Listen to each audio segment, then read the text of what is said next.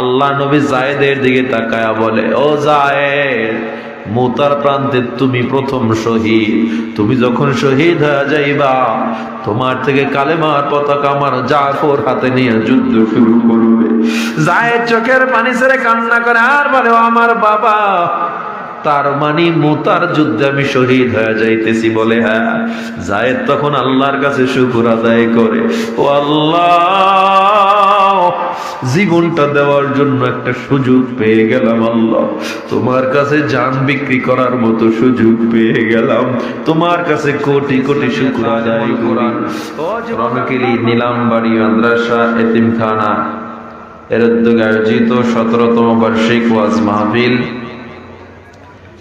উপস্থিত মাহফিলের সম্মানিত সভাপতি বৃন্দ, হযরত উলামা ইকরাম বৃন্দ, তলাবায়ে আযম, দূর দূরান্ত থেকে আগত আল্লাহ পাকের প্রিয় বান্দাগণ, পর্দার আলের মা ও বোনেরা, আজ আমরা এমন একটা জায়গায় বসেছি যেখানে আমরা চাইলেই বসতে পারতাম না। আল্লাহ স্পেশাল রহমত দিয়ে নিয়ে আসছেন। অনেক মানুষ আসতে পারে নাই। কেন পারে নাই? কারণ আল্লাহর সেই খাস রহমত তার উপরে নাই। কেন বললাম? কারণ দ্বীনের মজলিসে আসা, দ্বীনি মুযাকারায় অংশগ্রহণ করা এবং এমন মজলিস যেখানে নাযালাত আলাইহিমুস সাকিনা, আল্লাহ সরাসরি রহমত এবং নূর নাজিল করতেছেন, এমন মজলিসে আসাটা একদম সহজ না। আল্লাহর স্পেশাল রহমত লাগে। তো আল্লাহ আমাদের কেমন জায়গায় এনেছেন, এজন্য আমরা খুশি না বেজার? অন্তর খুলে মুসলমানের আওয়াজকে উঁচু করে সবাই জোরে একবার পড়ি আলহামদুলিল্লাহ।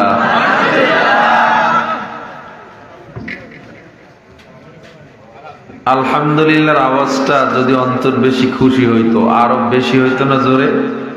ঠিক না? আর একটু জোরে পড়ি আলহামদুলিল্লাহ। আল্লাহ বলেন, লা ইন শাকারতুম লাযীদান্নাকুম, বান্দা যদি শুকর আদায় করো আমি আল্লাহ নিয়ামত আরো বাড়ায় দেব। সবাই কোন নাই সুবহানাল্লাহ? আবার কোন? আরো একবার সুবহানাল্লাহ। সহিহ বুখারী হাদিস, পয়গম্বর আরবি সাল্লাল্লাহু আলাইহি ওয়াসাল্লাম বলেন, মান ক্বালা সুবহানাল্লাহ কুতিবাত লাহু 20 হাসানাত। কেউ যখন একবার সুবহানাল্লাহ বলে, আল্লাহ বান্দার আমলনামায় 20টা নেকি লিখে দেন, 20টা গুনাহ জড়ায় দেন।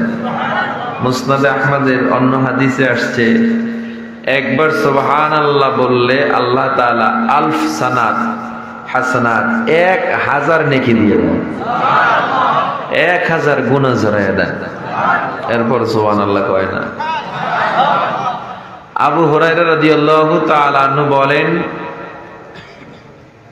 এই সুবহানাল্লাহ, আলহামদুলিল্লাহ, আল্লাহু আকবার, লা ইলাহা ইল্লাল্লাহ, এই তাসবিহ গুলো এত পাওয়ার, যে বান্দা একবার জবান থেকে বলে তার সওয়াবের পরিমাণ কেমন হয়? বলে, তামলা উমা বাইনাস সামাওয়াতি ওয়াল আরদ, আসমান জমিনের মধ্যখানের ফাঁকা জায়গা নেকিতে পরিপূর্ণ হয়ে যায়। শুকরে নিয়ামত নিয়ামতাত আফজু কুনাদ, শুকরে নিয়ামত নিয়ামতাত আফজু কুনাদ, কুফরে নিয়ামত আযকাফাত বিরু কুনাদ, কাদের কুদরত দারি বরকমাল, أنت ربي أنت حسبي ذو جلال, तू ही قادر जलील ला जहादर, बहर हाले तू ही मेरा निगहदार, चिश्ते दुनिया अज खुदा गाफिल बुदन, नए कमाशो नुकरा हो फर जिंदजान, दुनिया में हो दुनिया का तलबगार नहीं हो, दुनिया में हो दुनिया का तलबगार नहीं हो, बाजार से गुजर हो खरीदार नहीं हो, बाजार से गुजर हो खरीदार नहीं हो। বান্দা যখন গুনার নিয়ত করে, আগামীকালকে গুনাহ করব, আগামীকালকে জিনা করব, আগামীকালকে সিনেমায় যাব, ওই আগামীকাল না আসার আগ পর্যন্ত বান্দার আমল নামায় গুনাহ লেখা হয় না। ওই আগামীকাল আসবে তখনও গুনাহ লেখা হবে না। বান্দা যখন জিনায় লিপ্ত হয়ে যাবে, গুনায় লিপ্ত হয়ে যাবে, গুনাহ লেখা শুরু হবে। নিয়াত আজকে করছেন, কালকে গুনাহ করবেন, গুনাহ করার আগ পর্যন্ত গুনাহ লেখা হবে না আমলনামায়। পক্ষান্তরে কোন বান্দা যদি নিয়াত করে আমি আগামীকালকে নামাজ পড়বো, জুমায় যাব, আগামীকালকে আমি উমরায় যাব, আগামীকালকে হজে যাব, আগামীকালকে দিনের কাজের জন্য তাবলীগে বের হয়ে যাব, আল্লাহর রাস্তায় যাব। বান্দা যখন নিয়াত করছে তখন থেকেই নেক লেখা শুরু হয়ে যায়। এজন্য যারা এই ময়দানে আসছেন নিজের ইচ্ছা আসতে পারতেন না, আল্লাহ বড় দয়া এবং মায়া করে আপনাকে আমাকে এনেছেন। টাকা দিয়াও এমন মজলিসে, টাকা ক্ষমতা দিয়া না আসা যায় না। এমন মজলিস আল্লাহর নবী বলেন, যেই মজলিসে জিকির হয়, যেই মজলিস আল্লাহর গুণগান হয়, ফিকার আলোচনা হয়, এমন মজলিসটাকে আল্লাহ নূরের ফেরেশতা দিয়া ঘেরাও করে ফেলে, নিরাপত্তার চাদর বেষ্টন করে ফেলে। সুবহানাল্লাহ। তাইলে আজকে আমরা সব কামাই করতে আসছি, গুনাহ নিয়ে যদি বাড়ি যাই, এই মাহফিলের কোনো দাম আছে? জোরে বলেন, কোনো দাম নাই। আল্লাহ তাআলা বলেন, সময়ের কসম, কালের কসম, জামানার কসম। আল্লাহ কেন কসম করলেন? আল্লাহ কোন জিনিসের গুরুত্ব বোঝানোর জন্য কসম করেন। আল্লাহ তাআলা বিভিন্ন জায়গায় বিভিন্ন জিনিসের কসম করেছেন। আল্লাহ তাআলা সূর্যের কসম খেয়েছেন, ওয়াশ-শামসি ওয়া দুহাহা,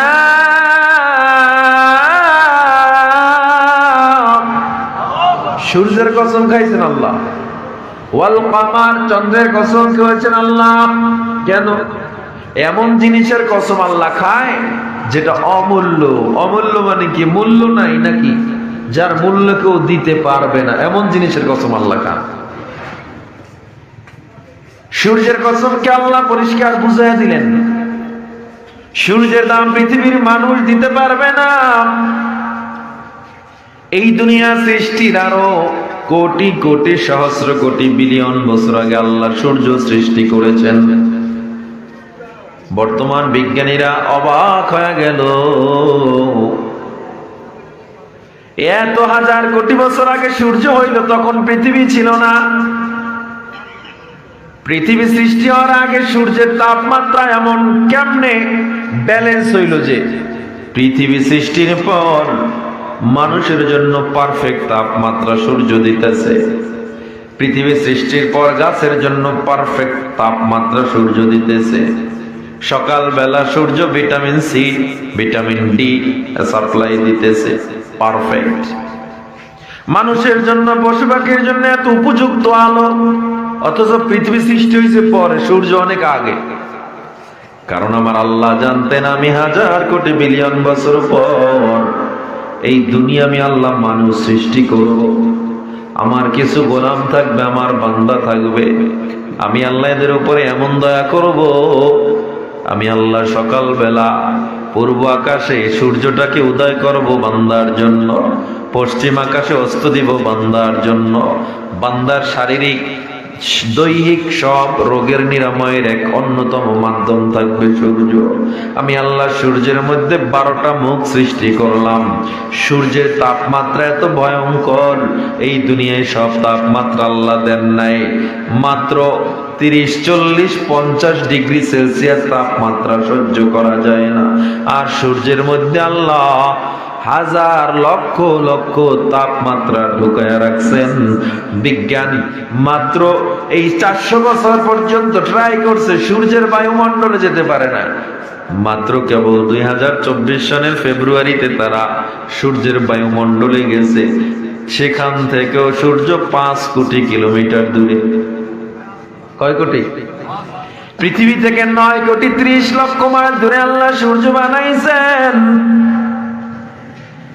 আল্লাহর সৃষ্টি কত লম্বা, কত বিশাল!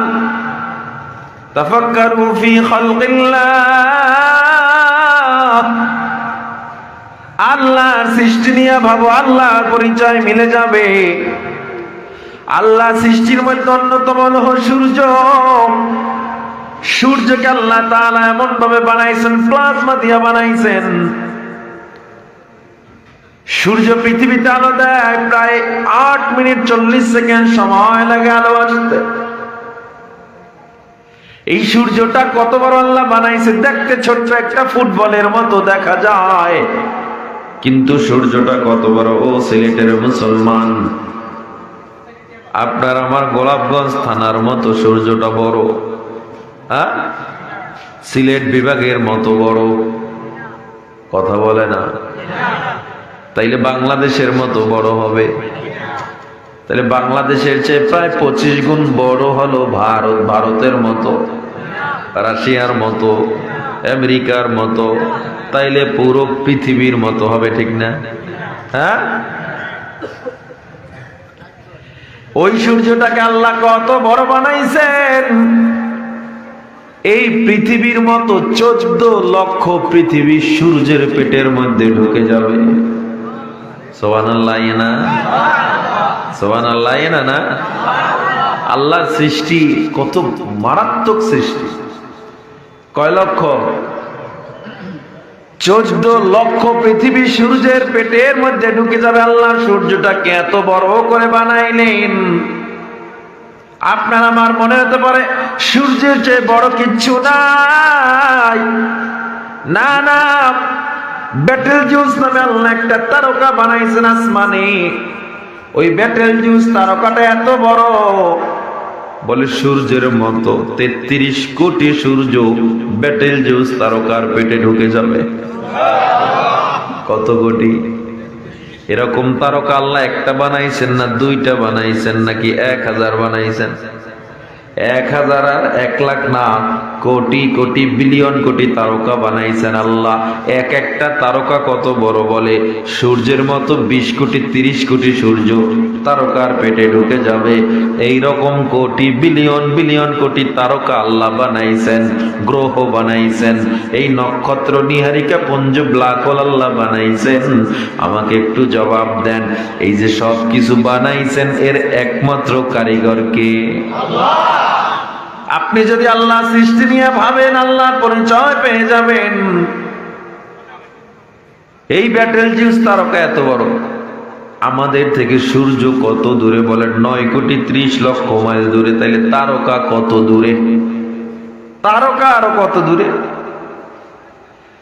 সূর্যের ক্ষেত্রে আল্লাহ তাআলা ব্যবহার করেছেন শামস। শামস সূর্য নিজে নিজে প্রজ্বলিত এক আলো। চন্দ্রের জন্য আল্লাহ তাআলা ব্যবহার করেছেন কমারম মুনিরা। মুনির এমন এক আলো যেটা নিজে জ্বলতে পারে না, ধার কইরা জ্বলতে হয়। কি করতে হয়? আবার আল্লাহ তারকার জন্য ব্যবহার করেছেন নাজমুস সাকিব। কি? সাকিব, ভেদ করা আলো। অর্থাৎ তারকা আল্লাহ এত উপরে সৃষ্টি করেছেন, আলোগুলো ভেদ করে জমিনে আসতে আসতে আসতে আসতে তারকার আলোগুলো কমে গেছে। এই জন্য টিপ টিপ টিপ টিপ করে জ্বলে তারকা। তারকা কিন্তু পৃথিবীর চেয়ে বহু দূরে। কত দূরে? এখান থেকে যদি আপনি একটা বিমান নিয়ে রওনা দেন, অন্তত 1 মাস লাগবে একটা তারকার কাছে পৌঁছাইতে, ঠিক না? অনেকে কয় না বান্দা না, কত দূরে একটা ছোট্ট উদাহরণ দিলে ক্লিয়ার বুঝতে পারবেন। সন্ধ্যার সময় আমরা একটা তারকা দেখি, বেশি আলো দেয়, সন্ধ্যা তারা। চিনেননি আপনারা? সিলেটে উড়ে। মাশাআল্লাহ। আপনারা কথার যদি জবাব না দেন, ওয়াখির দাওয়ানা কইয়া দৌড়। আর যদি জবাব দেন একটু চলবে। জবাব দেওয়া যাবে? কথা বুঝেন আমার? সন্ধ্যার সময় আল্লাহ একটা তারকা দেন, ওই তারকাটা উজ্জ্বল। বিজ্ঞান এটাকে প্রক্সিমেশন ট্রাই বলে। এই তারকাটা পৃথিবীর থেকে কত বড়, এটা কিন্তু সবচেয়ে কাছের। এটা কি? সবচেয়ে কাছের। দূরেরটার হিসাব বাদ। কাছের তারকায় যেতে কেমন টাইম লাগবে হিসাব করে চলেন। 1969 সালে বিজ্ঞান চন্দ্র দেশে গেল। চন্দ্র দেশে গেছে যারা ইতিহাস পড়েছেন, সাধারণ কোন যানবাহন দেয়া যাইতে পারে নাই। চাঁদ কিন্তু পৃথিবী থেকে একেবারে কাছে। চাঁদ ও পৃথিবীর মতো একটা গ্রহ, হাঁটা যায়, সবকিছু করা যায় সেখানে। পৃথিবীটা এরকম একটা গ্রহ। আপনার কাছে মনে হইতেছে মানে পৃথিবীর বাইরে আর কিছু নাই। পৃথিবী আল্লাহর কোটি কোটি গ্রহের মধ্যে ছোট্ট একটা গ্রহ। একটা প্লেটে সুপারি রাখলেন, সুপারি চিনেননি? গুয়া, আপনারা কি কন? এই প্লেটে ধরেন 10টা সুপারি রাখলেন। এই প্লেটটা হলো আল্লাহর বানানো সৃষ্টি জগৎ। এই যে সুপারির প্লেটটা কি? সৃষ্টি জগৎ। এর ভিতরে আপনি ধরেন 50টা সুপারি রাখলেন। এই 50টা সুপারি, এক একটা সুপারি এক একটা গ্রহ। আর এই গ্রহের মধ্যে সবচেয়ে ছোট্ট গ্রহ পৃথিবী। তাহলে আল্লাহর সৃষ্টি জগৎ কত বড়, চিন্তা করেন। আমি তো 50টা বললাম, গ্রহ কি 50টা? কয়েক কোটি বিলিয়ন গ্রহ আল্লাহ বানাইছেন, কয়েক লক্ষ কোটি ট্রিলিয়ন আল্লাহ তারকা বানাইছেন। এই প্রক্সিমা সেন্ট্রাই আমাদের সবচেয়ে কাছে, তাইলে এখানে যদি রওনা দিই কেমন টাইম লাগবে? বিজ্ঞান 1969 সালে যখন চাঁদে গেল, বিমান দিয়া চাঁদে যাওয়া যায় না, রকেট দিয়া কেমনে যাবে তা কি স্পিডে কুলাবে না, মধ্যাকর্ষণ শক্তি ভেদ করা যাবে না। মধ্যাকর্ষণ শক্তি কাকে বলে জানেন? আমি এই টিস্যুর বক্সটা ছেড়ে দেই, কোন দিকে যায়, উপরে না নিচে? এটা একটা চুম্বক। জমিনটা কি? চুম্বক। এই জমিন এবং মহাকাশের মাঝখানের জায়গাটা চুম্বক, দুই চুম্বকের মধ্যখান বরাবর জায়গা। এই মাঝখানে যেটা যাবে আটকে যাবে। জমিন এবং মহাকাশের মাঝখানের জায়গায় যেটাই যাবে আটকে যাবে, কারণ ওদিক দিয়া মহাকাশ উপরের দিকে টানতেছে, দিক দিয়ে জমিন নিচের দিকে টানতেছে। এর মাঝখানের জায়গাটাকে মধ্যাকর্ষণ শক্তি বলে। এটা ভেদ করতে অনেক শক্তিশালী যানবাহন লাগে। এর জন্য যারা মহাকাশে যায় দেখবেন তারা ভাসতেছে, ওই মধ্যাকর্ষণ থেকে উপরে যায় কি করতেছে? ভাসতেছে। পানি খাইতেছে, পানি নিচে পড়ে না, ভাসে। রুটি কলা খাইতেছে, ভাসতেছে। আপনাদের কাছে কি অবাস্তব মনে হয়? না, কারণ আমরা কোরআন পড়ি, বিজ্ঞান পড়ি। আলহামদুলিল্লাহ, বিজ্ঞান আমাদের কোরআন পড়াকে আরো সহজ করে দিয়েছে। বিজ্ঞান যা এখন আবিষ্কার করে, কোরআন 1500 বছর আগে আবিষ্কার করে রাখছে।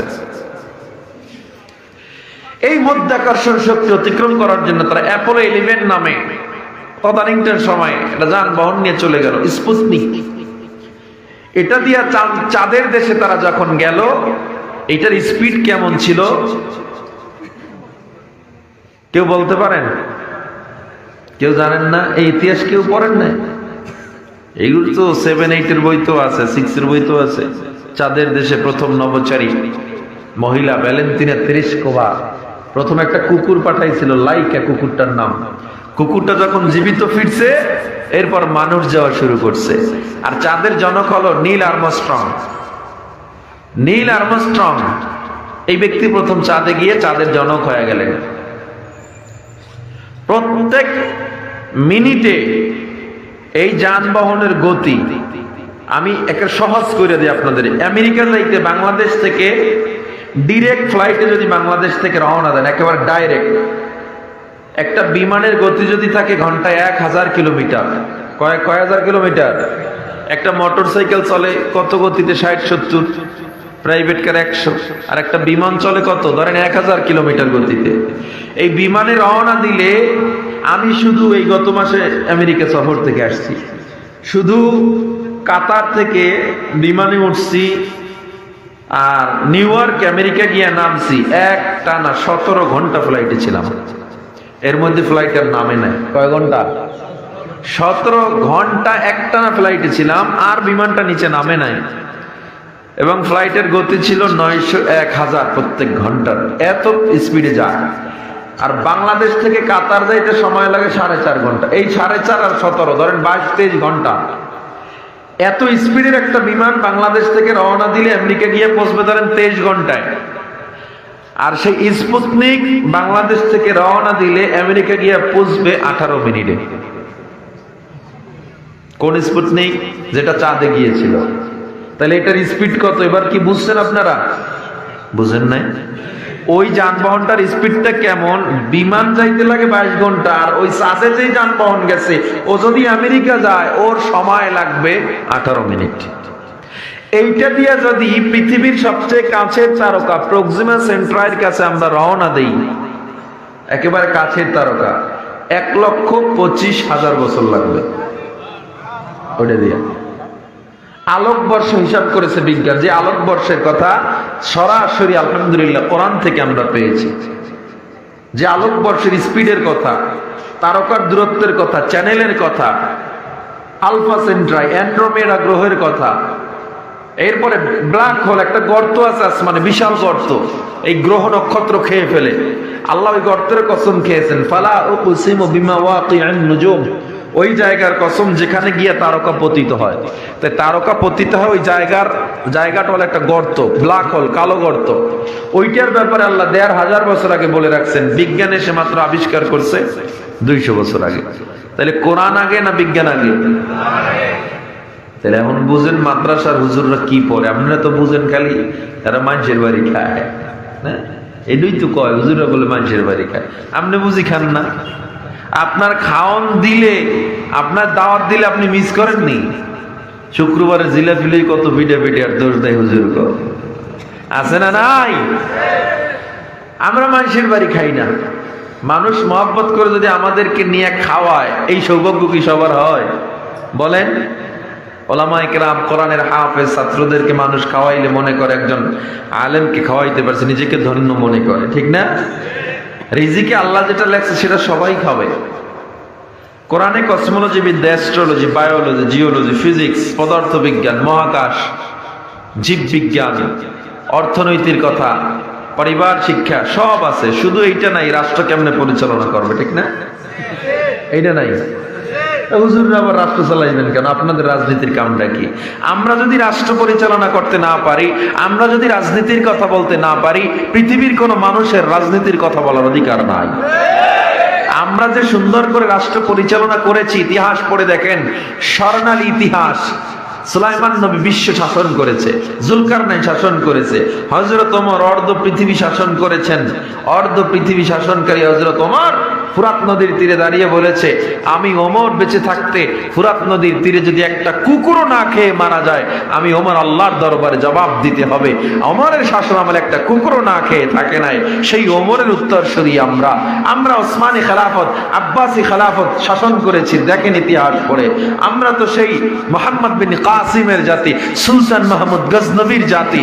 আমরা তো স্পেন 950 বছর শাসন করেছি। আমরা তো উপমহাদেশ আন্দোলনে 1757 সালে দখলদার ব্রিটিশ বেনিয়াদের বিরুদ্ধে ওলামায়ে দেওবন্দ সেখান থেকে আন্দোলন করে 1957 সালে বিশাল এক মহা বিজয়ের মাধ্যমে, ব্রিটিশ খ্যাত আন্দোলনের মাধ্যমে বাংলাদেশ সহ উপমহাদেশ তখন এক ছিল, পুরো উপমহাদেশ ভারতকে মুক্ত করা সেই ওলামায়ে কেরামের জাতি। আমাদের দেশে যদি এই বাংলার জমিনের কথা বলি, বিশ্বের হিসাব বাদ, এখনো যদি ওলামায়ে কেরামরা নেতৃত্বে আসে, ওমরের উত্তরসূরিরা যদি নেতৃত্বে আসে, গুম থাকবে না, হত্যা থাকবে না, অন্যায় থাকবে না, দেশের টাকা বিদেশ পাচার হবে না, আর কোনো মা বোনকে সন্তান হারা হতে হবে না, কোনো বাবাকে সন্তান হারা হতে হবে না, হাদিদের মতো, ওসমান হাদিদের মতো সন্তানকে রাজপথে গুলি খেতে হবে না।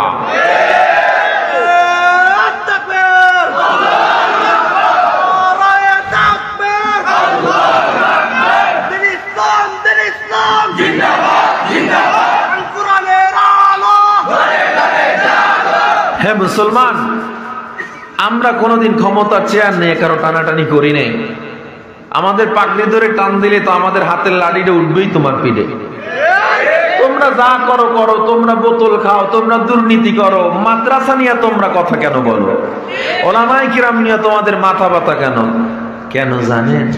যদি কোনো মতে হুজুররা ক্ষমতায় যায়, ওদের তো দুর্নীতি বন্ধ হয়ে যাবে, ওদের তো চাঁদাবাজি বন্ধ হয়ে যাবে, ওদের তো দেশের টাকা লুট করে বিদেশ পাচার বন্ধ হয়ে যাবে।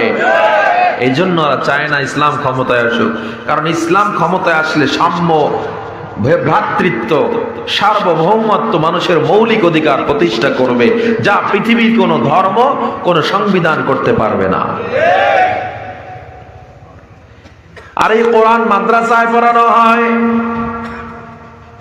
অনেকে বলে মাদ্রাসায় পড়ে লাভ নাই, আমি বলি মাদ্রাসায় না পড়লে আর কোনো লাভ নাই। মাদ্রাসায় পড়ে লাভ নাই, আমি কই স্কুল কলেজ ভার্সিটির কথা আমি বলবো না, আমি বলবো মাদ্রাসায় না পড়লে আর কোনো লাভই নাই, টোটাল জীবনটাই লস। কলেজে পড়ছেন, ভার্সিটিতে পড়ছেন, স্কুলে পড়ছেন, এরপরেও যদি কোরআনের জ্ঞান আপনার মধ্যে না থাকে, আপনার মধ্যে যদি ইসলামের জ্ঞান না থাকে, আল্লামা ইবনে হাজার আসকালানী রাহমাতুল্লাহ আলাইহি বলছেন, যেই জ্ঞান তোমার প্রভুকে চিনায় না, ওই ইলম, ওই জ্ঞান কোনো জ্ঞানী হতে পারে না। যে ইলম দ্বারা আল্লাহকে চিনলাম না, এটা কোনো ইলমই না। রাষ্ট্রনীতি, পররাষ্ট্রনীতি যা বলেন, আলহামদুলিল্লাহ ইসলাম আমাদেরকে শিক্ষা দিয়েছে, এবং আপনি মুসলমান হিসাবে গর্ব করতে পারেন যে আমরা একটা কোরআন পেয়েছি, একজন নবী পেয়েছি। He was such a man, there was no mistake in his life. এমন ব্যক্তি পেয়েছি যে যার জীবনে একটা ভুল পর্যন্ত নাই, এমন নবী পেয়েছি। হে মুসলমান ইমানদার আল্লাহর গোলাম, আল্লাহ তাআলা বলে তাফাক্কারু ফি খালকিল্লাহ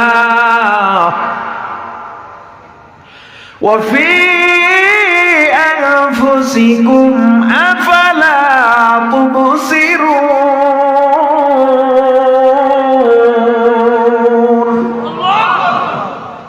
বান্দা, তুমি কি তোমাকে নিয়ে ভাবো না? তুমি কি আল্লাহ সৃষ্টি নিয়ে ভাবো না?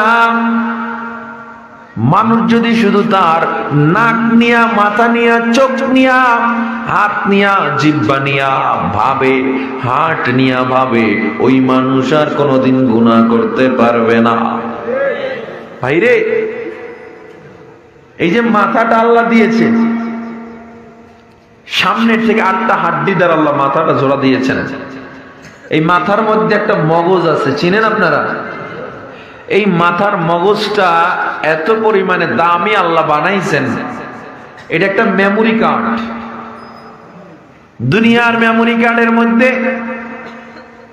কতটুক জিনিস রাখতে পারবেন? কয়দিন ভিডিও দেখার মতো ভিডিও একটা মেমোরি কার্ডে রাখবে?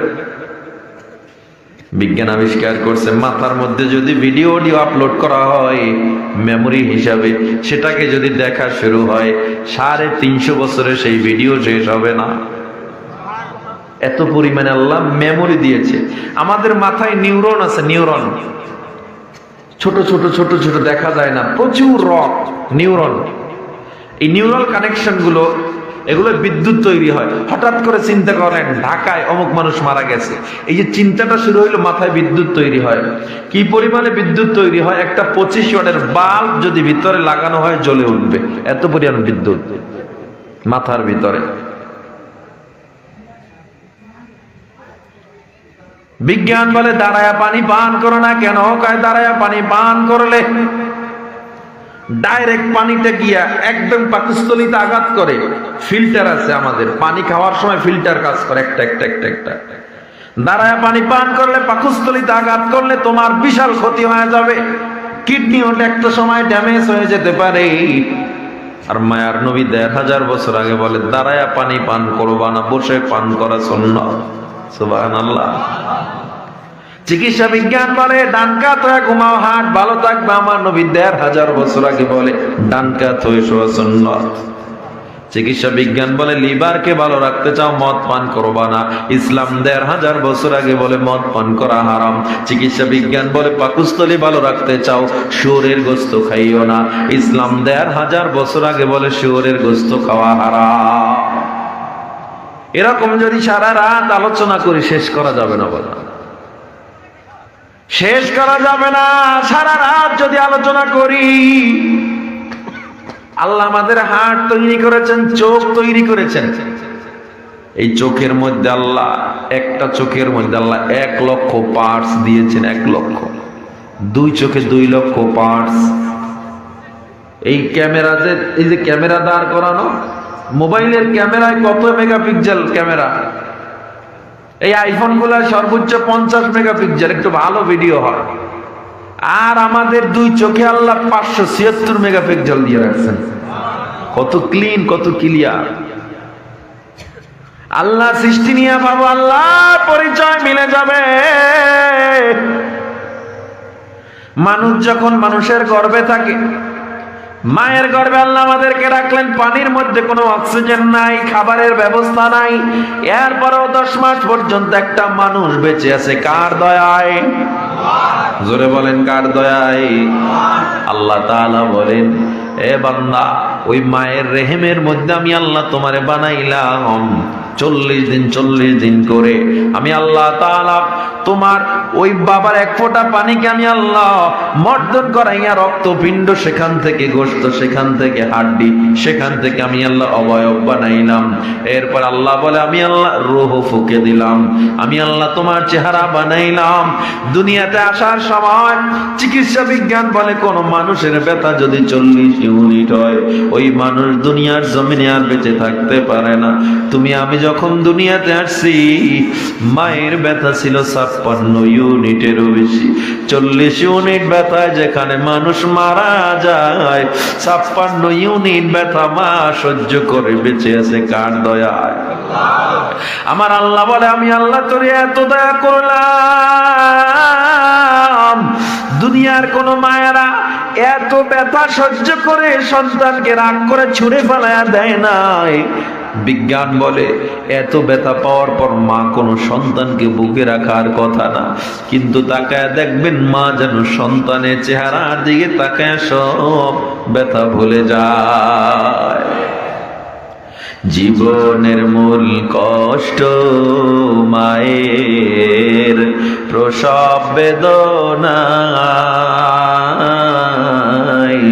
7 আসমান 7 জমিন যেন মায়েরই মাথায়। আমার সুন্দর মুখ দেখে মায়ের, আমার সুন্দর মুখ দেখে মায়ের, ব্যথা যায় সব হাসায়া। ও আমার প্রাণের মা, মা গো মা, কোথায় গেলে মোরে ছাড়িয়া, জনম দুঃখী এতিম আমি, চাই না কেহ ফিরিয়া।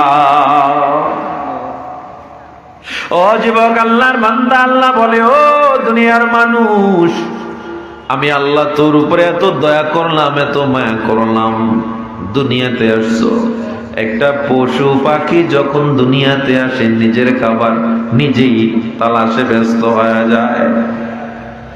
তুমি আমি এত দুর্বল, দাঁড়াইতে পারি না, খাইতে পারি না, চলতে পারি না।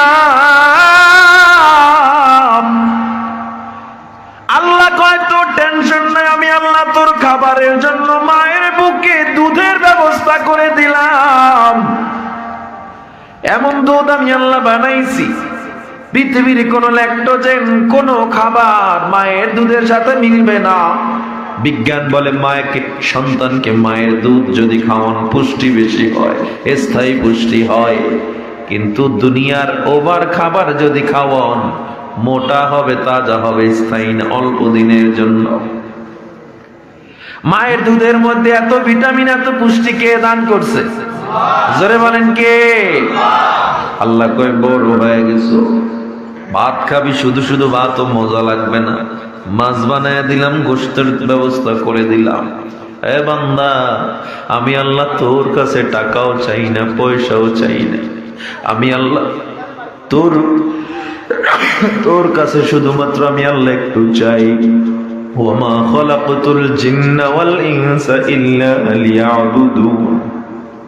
আমি আল্লাহ তোর কাছে চাই, একটু ইবাদত করবি, আমি আল্লাহকে একটু সিজদা দিবি।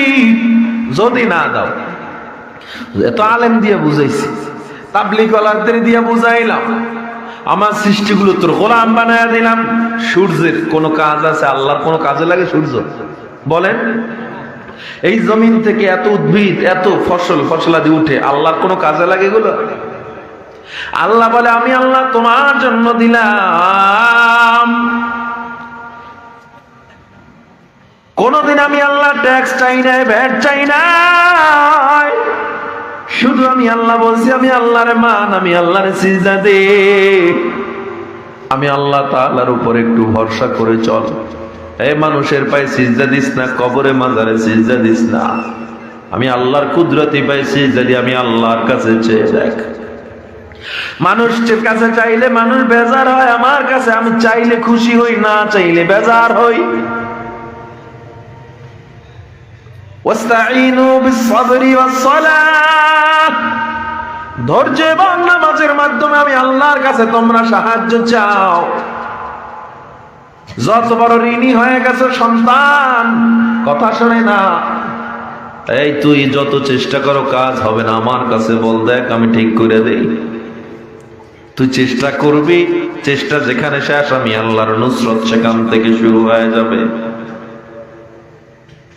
পৃথিবীর মানুষ বলে আগুনে পড়লে মানুষ মারা যায়, আল্লাহ কয় পৃথিবীর মানুষ বলুক আগুনে পড়লে মানুষ ছাই হয়ে যায়।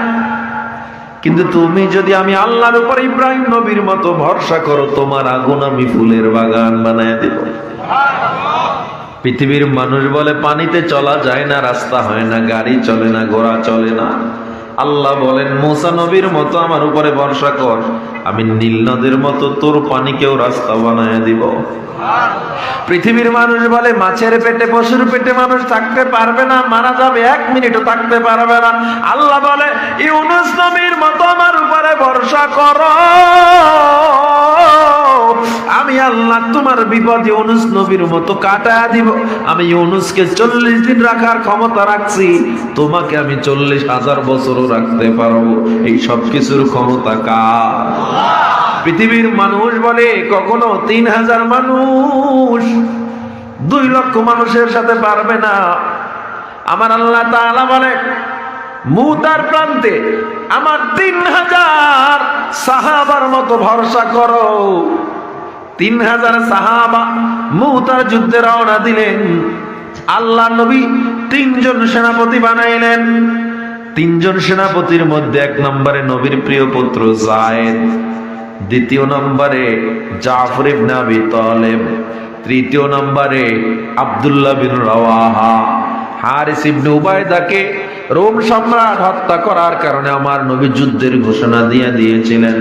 ও মুসলমান, আল্লাহ নবী যায়েদের দিকে তাকায়া বলে, ও যায়েদ, মুতার প্রান্তে তুমি প্রথম শহীদ, তুমি যখন শহীদ হয়ে যাইবা তোমার থেকে কালেমার পতাকা আমার জাফর হাতে নিয়ে যুদ্ধ শুরু করবে। যায়েদ চোখের পানি ছেড়ে কান্না করে আর বলে, ও আমার বাবা, তার মানে মুতার যুদ্ধে আমি শহীদ হয়ে যাইতেছি। বলে হ্যাঁ।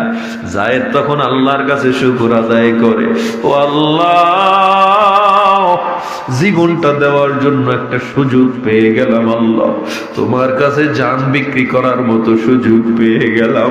তোমার কাছে কোটি কোটি শুকর আদায় করি। ও যুবক আল্লাহর বান্দা, আল্লাহর উপরে ভরসার কেমন দেখেন জ্বলন্ত দৃষ্টান্ত, ঈমানের কেমন জ্বলন্ত দৃষ্টান্ত। জাফর ইবনে আবি তালেব কামান নবী বলে, তুমি দ্বিতীয় সেনাপতি, তুমিও মুতার প্রান্তে শহীদ। 3য় সেনাপতি আব্দুল্লাহ, তুমিও মুতার প্রান্তে শহীদ হয়ে যাইবা। তুমি যখন শহীদ হবা তোমার থেকে কালেমার পতাকা আমার খালিদ বিন ওয়ালিদ যুদ্ধ শুরু করবে কালেমার পতাকা হাতে নিয়ে। ও যুবক, আল্লাহ নবী সবাইকে বলে, যাও যাও সবাই মা বাবা ফ্যামিলি থেকে বিদায় নিয়ে আসো। জাফর চলে গেল, আব্দুল্লাহ চলে গেল, যায়েদ যায় না, যায়েদ দাঁড়ায় রইছে। আল্লাহ নবী ডেকে বলে, যায়েদ তুমি কেন দাঁড়ায় রইছো, কেন বিদায় নিতে যাও না? যায়েদ চোখের পানি ছেড়ে কান্না করে আর বলে, বাবা গো, কোলে পিঠে করে আপনি আমারে মানুষ বানাইছেন, বলেন আমি কার থেকে আর বিদায় নিব? আমার বাবা আপনি, আমার মা আম্মা জান আয়েশা, এই তো মসজিদে নববীর পিছনের রুমে আম্মা জান আয়েশা। আমি যদি মায়ের কাছে যাই আমার মায়া বেড়ে যাবে, আমার মুতার যুদ্ধে যাইতে দেরি হয়ে যাবে ও নবী, আমি মায়ের কাছে যাব না, আপনি আমারে বিদায় দিয়ে দেন। আর মাকে সালাম জানায়া বলবেন আল্লাহ যদি কবুল করে জান্নাতে দেখা হবে।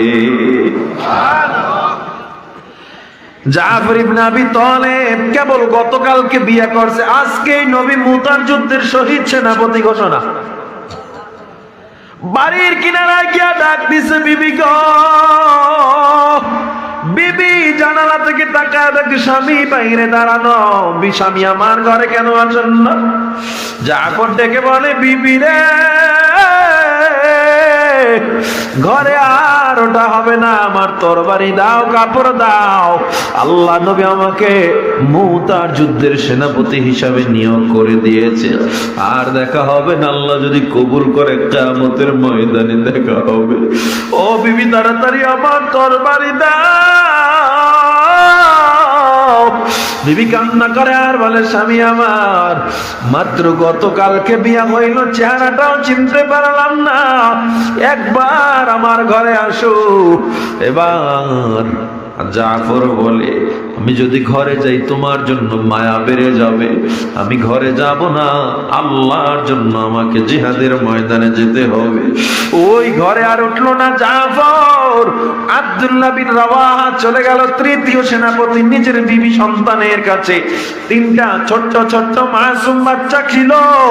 বাবার ঘোড়ার আওয়াজ পেয়ে বাচ্চাগুলো লাফ দিয়া বাইরে নেমে পড়ছে। বাবা আসছে, আইসা দেখে বাবা ঘোড়ার পিঠ থেকে নামে না।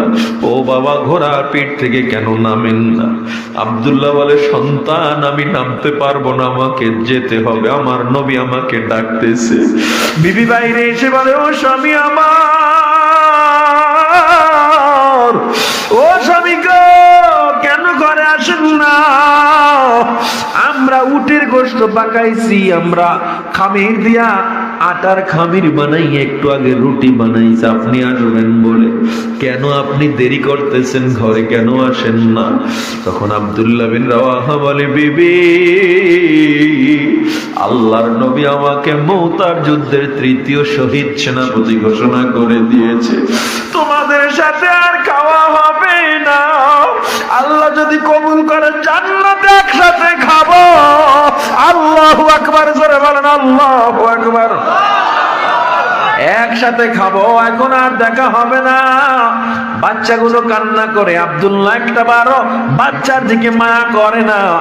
তরবারি আর কাপড় নিয়ে আব্দুল্লাহ যখন দৌড় দিছে ঘোড়া নিয়ে, পিছনে পিছনে বাচ্চাগুলো বাবা বাবা বলে চিল্লায়, জবাব দেয় না। দৌড়ে নবী সামনে যখন দাঁড়ায় গেছে, আমার নবী ডেকে বলে, তাকায়া দেখো, আমি কোনো ভুল মানুষকে নিয়োজিত করি নাই, দেখো আমার তিনজন সেনাপতি হাজির। আল্লাহর নবী এবার রওনা দিলেন সব সাহাবায়ে কেরামকে মদিনা থেকে প্রায় 1000 কিলোমিটার দূরে হলো মুতা, জর্ডানের বর্ডার। ওই মুতার অর্ধেক পথ নবী আগায়া দিয়ান নবী বিদায় নিলেন সাহাবায়ে কেরাম সহ 3000 সাহাবীকে নবী বিদায় দিয়া দিলেন। রোমানরা 2 লক্ষ, কয় লক্ষ? মুসলমান কয় হাজার? 3000। 2 লাখ রোমান সৈন্য কখনো 3000-এর সাথে মোকাবেলা, মানুষ সবাই বলবে এটা কোনোদিন সম্ভব না। আল্লাহ কয় ভরসা করে দেখ সম্ভব কি সম্ভব না। আল্লাহ নবী মদিনায় চলে আসলেন, আমার নবী মদিনায় চলে আসলেন। মসজিদে নববীতে আমার নবী সাহাবায়ে কেরাম নিয়ে বসা। মুতার প্রান্তে যায়েদ রাদিয়াল্লাহু তাআলা নবীর পুত্র। যুদ্ধের ময়দানে সবাই প্রস্তুতি নিতেছে। নবী আমার হঠাৎ করে মাথা নিচু থেকে মাথা উঁচু করে দাঁড়ায় গেলেন। দাঁড়ায় তাকবীর দিয়া বলে, ও সাহাবায়ে কেরাম, মুতার প্রান্তে আমার যায়েদ এইমাত্র কালেমার পতাকা বাম হাতে আর ডান হাতে তরবারি নিয়ে আমার যায়েদ বেঈমানদের উপরে ঝাঁপিয়ে পড়েছে। আমার যায়েদের সামনে কেউ দাঁড়াইতে পারে না। বেঈমানগুলো পিছনের দিকে আগাইতেছে। একটু জোরে জোরে বলেন আল্লাহু আকবার। ও মুসলমান ইমানদার, আমার নবী কান্নায় ভেঙে পড়লেন। দৌড়ে এসে আবু লুবাবা বলে, মায়ার নবী আমার কেন কান্দেন? আমার নবী বলে, আমার জায়েদের বুকে তীর লেগে গেছে, আমার জায়েদ মুতার প্রান্তেই মাত্র শহীদ হয়ে গেছে। জায়েদের হাত থেকে কালেমার পতাকা আমার জাফর ইবনে আবি তালেব হাতে নিয়া, জাফর ইবনে আবি তালেব যুদ্ধ শুরু করেছে। জাফরের সামনে কেউ দাঁড়াইতে পারে না। প্রায় 2 লক্ষ সৈন্যকে জাফর একাই মনে হয় শেষ করে ফেলবে। বেঈমানরা দিশেহারা হয়ে গেছে, একা বেঈমানগুলোরে শায়েস্তা করা শুরু করছে। হঠাৎ করে নবী বলে, আমার জাফর দুনিয়া থেকে চলে গেছে, শহীদ হয়ে গেছে। আমার জাফরের থেকে আমার আব্দুল্লাহ কালেমার পতাকা নিয়ে যুদ্ধ শুরু করছে। আব্দুল্লাহ যুদ্ধ শুরু করছে।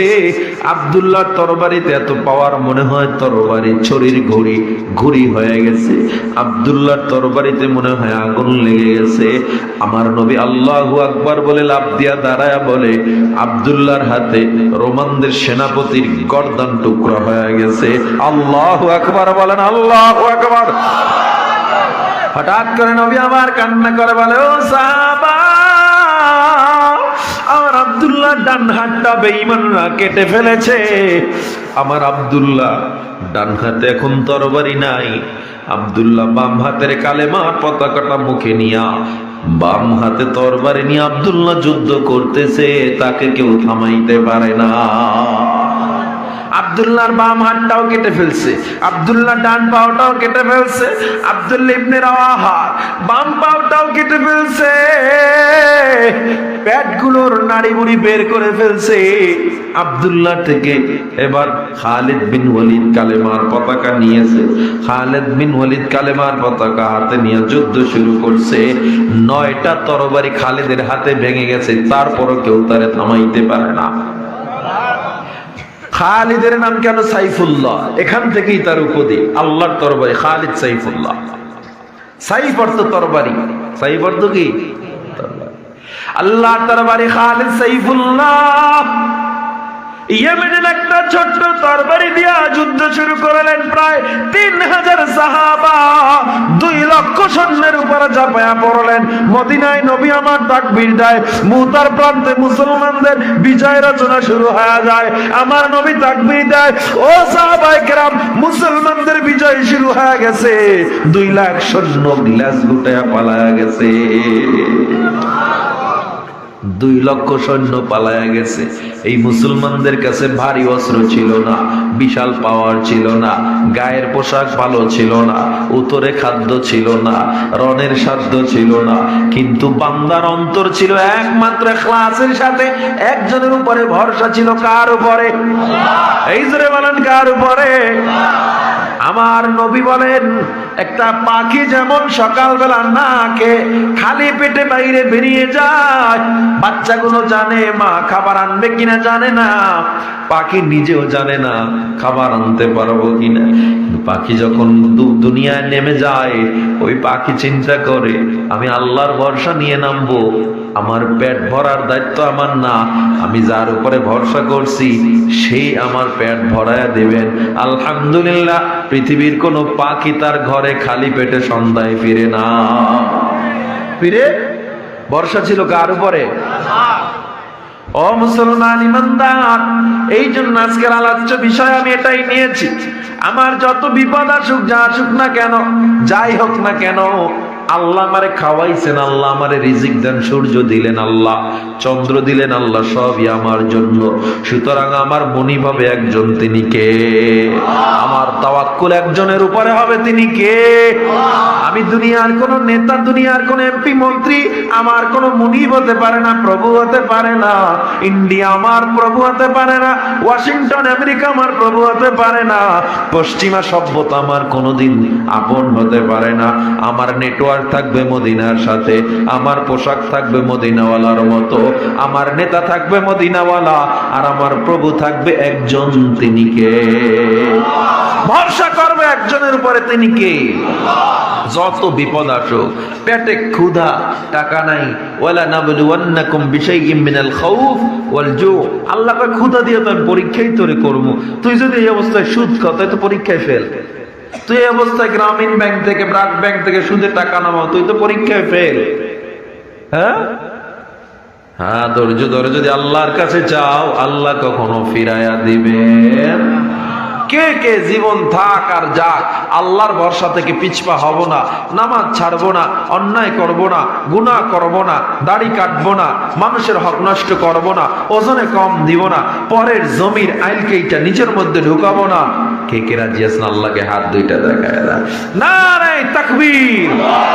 হাতটা সোজা করেন, সোজা করেন। ও দয়ার আল্লাহ, একটু তাকায় দেখেন জামি ইসলামিয়া তালিমুল কোরআন রণকেলি নীলাম্বরীর মাদ্রাসার ময়দানে আপনার কত গোলাম ওয়াদা করতেছি আর গুনাহ করব না, নামাজ ছাড়বো না, একমাত্র প্রভু আপনি আমার আল্লাহ, আপনার উপরে ভরসা করে জীবন চালাবো। ও আল্লাহ, আপনি আমাদেরকে ঈমানের সাথে মরণ পর্যন্ত ওয়াদার উপরে অটল থাকার তৌফিক দান করেন, আমিন। আর জোরে বলেন আমিন। ওয়াদা করছেন যারা, ঠকছেন? কথা বলেন, ঠকছেন আপনারা? মানুষ এখন নেতা বানায় মানুষকে, গোলামি করে মানুষের, ঠেকে পড়ছে। যাইয়ে দেখেন না, 2 লাখ টাকা লাগবে, নেতাই দিবে না। মাইয়ের বিয়ে দিবেন, নেতার কাছে টাকা চান, দিবে না।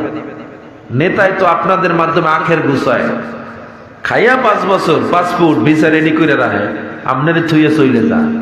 এগুলো নেতার সিস্টেম। নেতা আবার কি? মানুষ হবে মানুষের খাদেম। নেতা বলতে কোনো শব্দ নাই।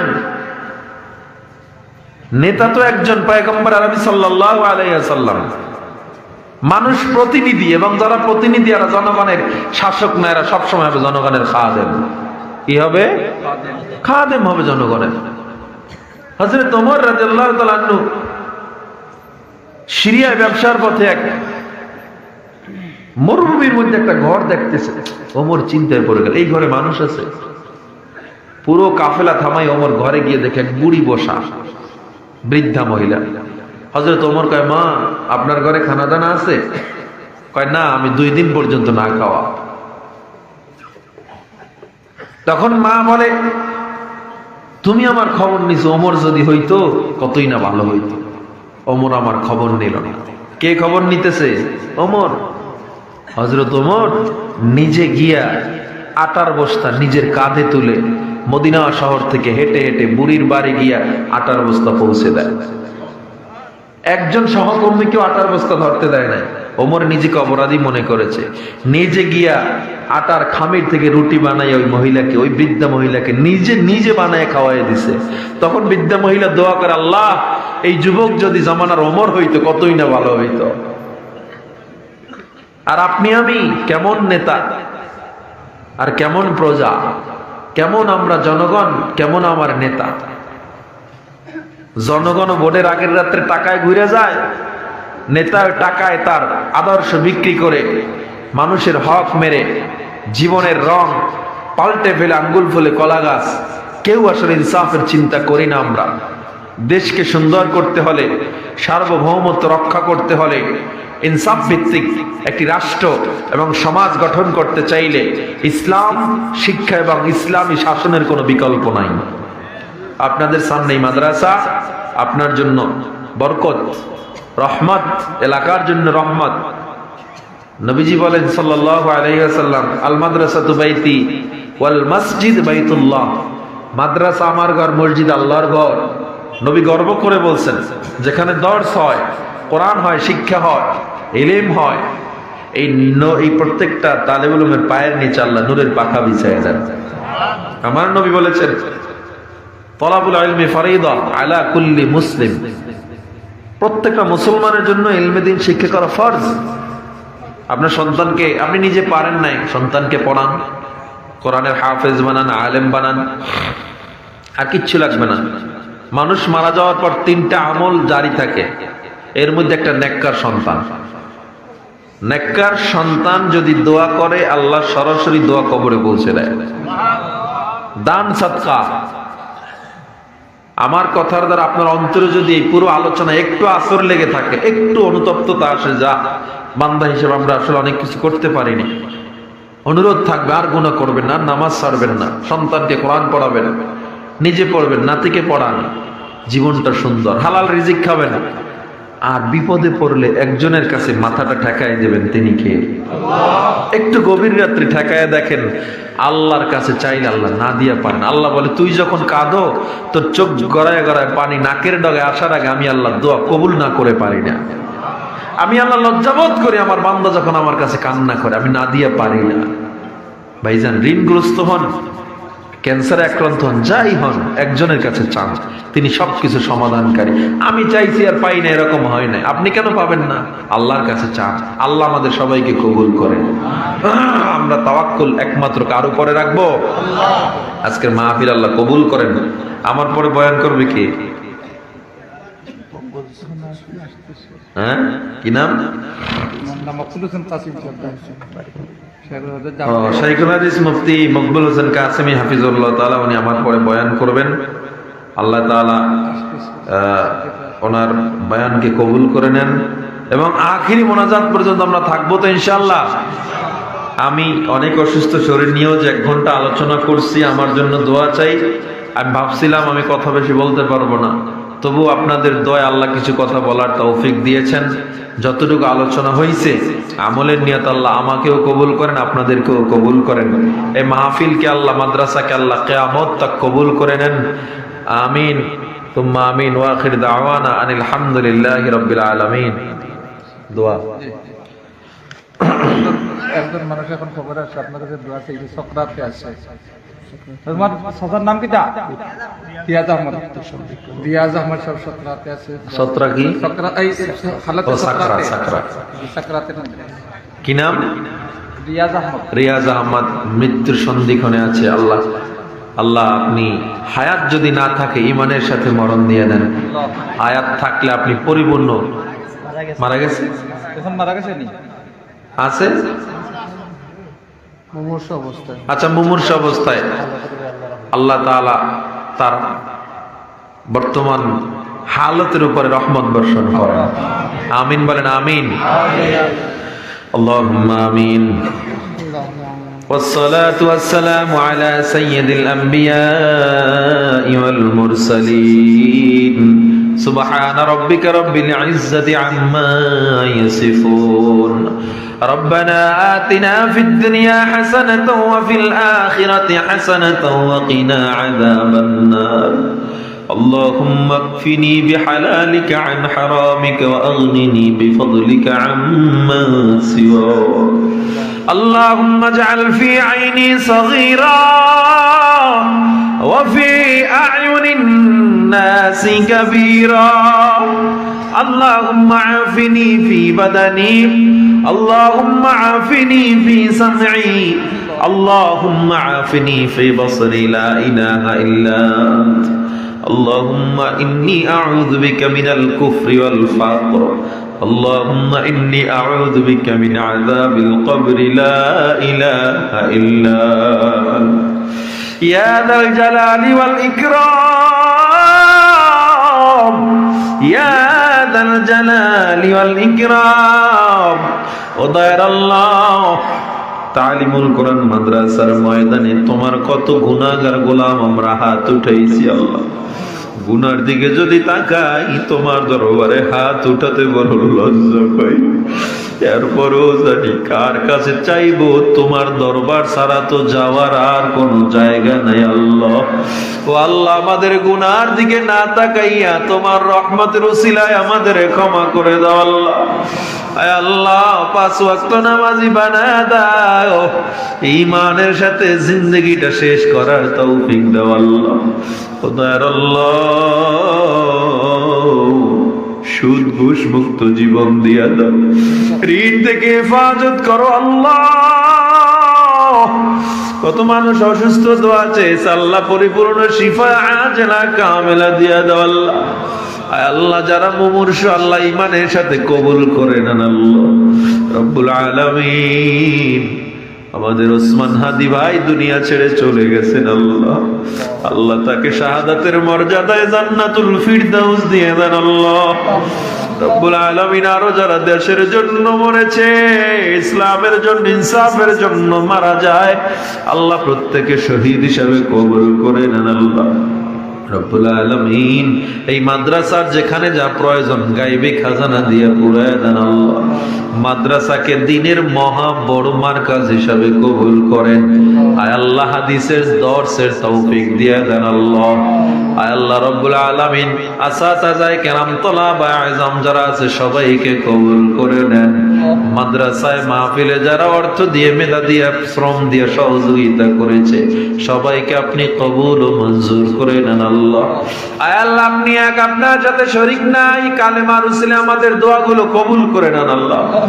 দাড়ি পাকা মুরব্বি নিয়ে হাত উঠাইছে, এই উসিলায় দোয়া কবুল করে। আল্লাহ আলেম নিয়ে হাত উঠাইছে, এই উসিলায় দোয়া কবুল করে। নাবালেগ তালেব ইলম নিয়ে হাত উঠাইছে, এই উসিলায় দোয়া কবুল করে। বেঈমান বানায়া কবরে নিয়ে নেন আল্লাহ, ঈমানের সাথে কবুল করে। আল্লাহ শাহাদাতের মরণ দেন, আমার শরীর যেন বেঈমানদের মোকাবেলা ইসলাম প্রতিষ্ঠায় ছিন্ন বিচ্ছিন্ন হয়ে যায় আল্লাহ। বেঈমান অবস্থায় মরণ দিয়ে ঈমানের সাথে কবুল করেন। ক্যান্সার রোগ ব্যাধি, প্যারালাইজড, হার্ট অ্যাটাকের মরণ থেকে হেফাজত করেন আল্লাহ।